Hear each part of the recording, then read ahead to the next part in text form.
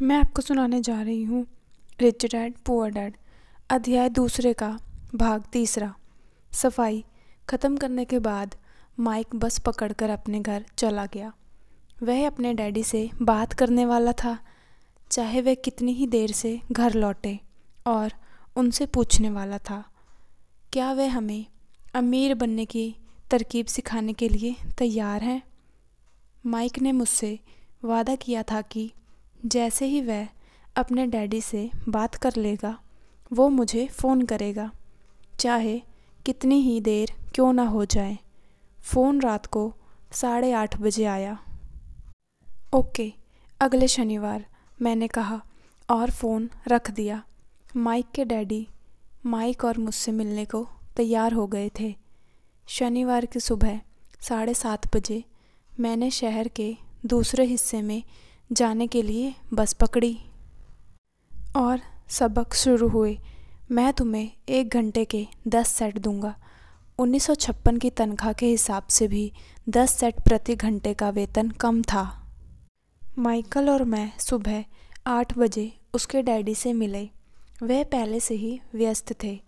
उनके पास 1 घंटे से भी ज़्यादा का काम मौजूद था। जब मैं उनके साधारण छोटे और साफ घर के सामने पहुंचा तो मैंने देखा कि उनका कंस्ट्रक्शन सुपरवाइज़र अपने पिकअप ट्रक में वहां से जा रहा था। माइक मुझे दरवाजे पर ही मिल गया। डैडी अभी फ़ोन पर हैं और उन्होंने कहा है कि हम लोग पीछे के पोर्च में उनका इंतज़ार करें। माइक ने दरवाज़ा खोलते हुए कहा। जब मैंने उस पुराने घर की दहलीज के अंदर कदम रखा तो लकड़ी के पुराने फर्श की चरमराहट सुनाई दी। दरवाजे के भीतर सस्ती सी चटाई थी। चटाई वहाँ इसलिए रखी गई थी ताकि फर्श पर पड़े अनगिनत कदमों के निशानों को छुपाया जा सके। हालांकि वह साफ थी, पर यह स्पष्ट दिखता था कि उसे बदल देना चाहिए। जब मैं संगरे लिविंग रूम में घुसा तो मेरा एकदम घुटना लगा था। वहाँ पुराने फर्नीचर की बू आ रही थी और निश्चित रूप से उस फर्नीचर को संग्रहालय में होना चाहिए था। सोफे पर 2 महिलाएं बैठी थीं जिनकी उम्र मेरी माँ से थोड़ी ज़्यादा होगी। महिलाओं के सामने एक पुरुष मज़दूरों के कपड़ों में बैठा हुआ था। उसने खाकी पैंट पहन रखा था। हालांकि साफ कपड़े थे, प्रेस भी किए हुए थे, परंतु उनमें स्टार्च नहीं किया गया था। उस आदमी की उम्र मेरे डैडी से लगभग 10 साल ज़्यादा होगी, शायद 45 साल। जब मैं और माइक उनके पास से गुज़रते हुए किचन की तरफ गए जहाँ से पोर्च का रास्ता था तो वे मुस्कुराए। मैं भी जवाब में शर्माकर मुस्कुरा दिया। ये लोग कौन हैं? मैंने पूछा। अरे, ये लोग डैडी के लिए काम करते हैं। बूढ़ा व्यक्ति उनके वेयर हाउसों को संभालता है और महिलाएं रेस्तराओं की मैनेजर हैं। और तुमने उस कंस्ट्रक्शन सुपरवाइज़र को तो देख ही लिया होगा जो यहाँ से 50 मील दूर तक एक सड़क परियोजना पर काम कर रहा है। उनका दूसरा सुपरवाइज़र जो बहुत से घर बना रहा है, वह तुम्हारे आने से पहले ही जा चुका है। क्या ऐसा हमेशा ही होता है? मैंने पूछा। हमेशा तो नहीं, पर अक्सर ऐसा ही होता है, माइक ने कहा और मेरे पास अपनी कुर्सी खींचते हुए वह मुस्कुराया। मैंने उनसे पूछा था कि क्या वे हमें पैसा बनाना सिखाएंगे। माइक ने मुझे बताया। अच्छा, और उन्होंने इसका क्या जवाब दिया? मैंने सावधानीपूर्वक उत्सुकता से पूछा। पहले तो उनके चेहरे पर हंसी आई, फिर कुछ सोचकर उन्होंने कहा कि वे हमारे सामने एक ऑफ़र रखेंगे। अच्छा, मैंने कहा और अपनी कुर्सी की पीठ दीवार से टिका ली। मैं वहाँ कुर्सी के पिछले 2 पैरों के सहारे टिका बैठा रहा। माइक ने भी ऐसा ही किया। क्या तुम्हें पता है कि वह कौन सा ऑफ़र देने वाले हैं? मैंने पूछा। नहीं, पर हमें जल्दी ही इनका पता लग जाएगा। अचानक माइक के डैडी उस पुराने दरवाजे से घुसकर पोर्च में दाखिल हुए। माइक और मैं अपने पैरों पर कूद आए। आदर के कारण नहीं, बल्कि इसलिए कि हम चौंक गए थे। तो बच्चों, तैयार?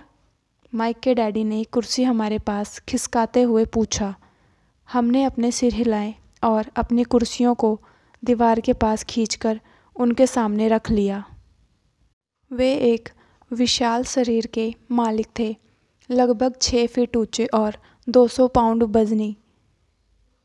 मेरे डैडी इतने ऊंचे थे कि लगभग इसी वज़न और माइक के डैडी से 5 साल बड़े। वे लगभग एक जैसे ही थे, हालांकि दोनों एक ही प्रजाति के नहीं थे। हो सकता है कि उनकी ऊर्जा एक सी हो। माइक का कहना कि तुम पैसा कमाना सीखना चाहते हो, क्या ये सही है रॉबर्ट? मैंने तत्काल सहमति में अपना सिर हिलाया, हालांकि मुझे थोड़ा सा डर भी लग रहा था। उनके शरीर और उनके शब्दों और मुस्कुराहट के पीछे बहुत ताकत थी। अच्छा, ये रहा मेरा ऑफ़र। मैं तुम्हें सिखाऊंगा, लेकिन मैं ऐसा क्लासरूम की शैली में नहीं करूँगा। अगर तुम मेरे लिए काम करोगे तो उसके बदले में मैं तुम्हें सिखाऊंगा। तुम मेरे लिए काम नहीं करोगे तो मैं तुम्हें नहीं सिखाऊंगा। अगर तुम काम करते हो तो मैं तुम्हें ज़्यादा तेज़ी से सिखा सकता हूँ, और अगर तुम सिर्फ बैठकर मेरी बातें सुनते हो जैसा कि तुम लोग स्कूल में करते हो, तो इससे मेरा समय बर्बाद होगा। ये मेरा ऑफ़र है, इसे या तो मान लो या फिर वापस लौट जाओ। क्या मैं आपसे पहले एक सवाल कर सकता हूँ? मैंने पूछा। नहीं, इसे या तो मान लो या फिर वापस लौट जाओ। मेरे पास बर्बाद करने के लिए फालतू समय नहीं है। अभी ढेर सा काम पड़ा हुआ है। अगर तुम में तत्काल फैसला करने की क्षमता नहीं है तो तुम कभी पैसे कमाना नहीं सीख पाओगे।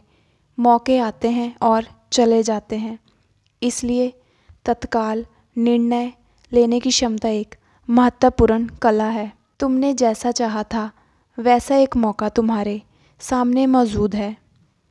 अगले 10 सेकंड में या तो पढ़ाई शुरू हो जाएगी या फिर ये हमेशा के लिए ख़त्म हो जाएगी। माइक के डैडी ने चिढ़ाने वाली मुस्कुराहट के साथ कहा। मंजूर, मैंने कहा। मंजूर, माइक ने कहा। बहुत बढ़िया, माइक के डैडी ने कहा। 10 मिनट में मिसेस मार्टिन आ जाएंगी। उनसे बातें करने के बाद मैं तुम्हें उनके साथ भेज दूंगा और तुम लोगों का काम शुरू हो जाएगा। मैं तुम्हें हर घंटे 10 सेंट दूंगा और तुम हर शनिवार 3 घंटे काम करोगे।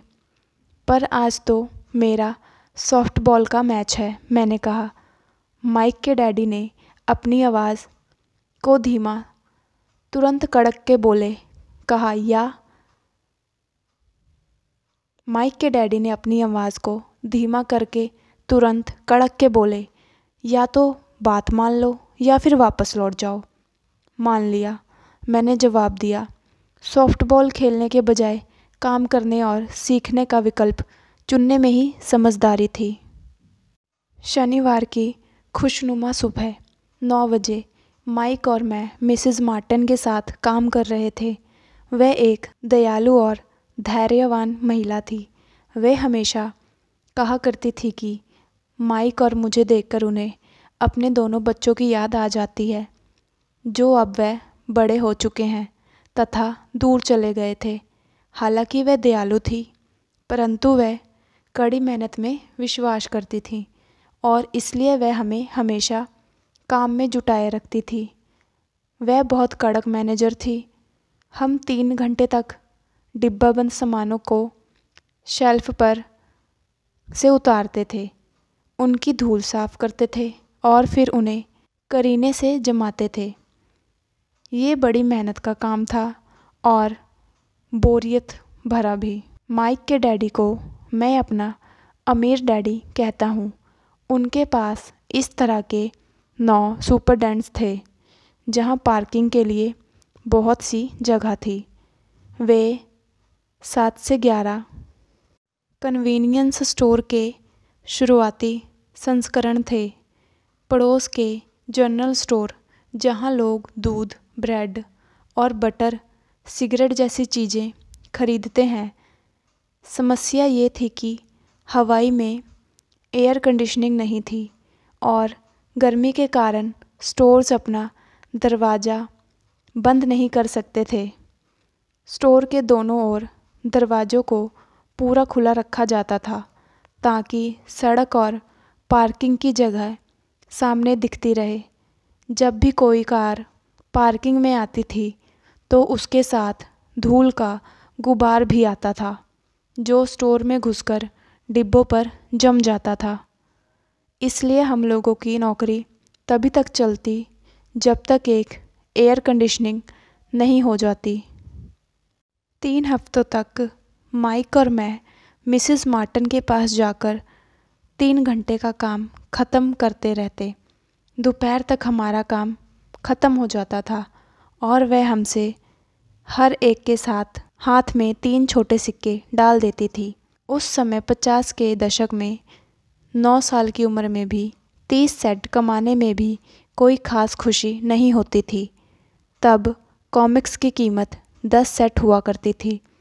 इसलिए मैं अपनी कमाई को कॉमिक्स पर खर्च कर देता था और घर लौट जाता था। आज के लिए बस इतना ही। बहुत बहुत शुक्रिया।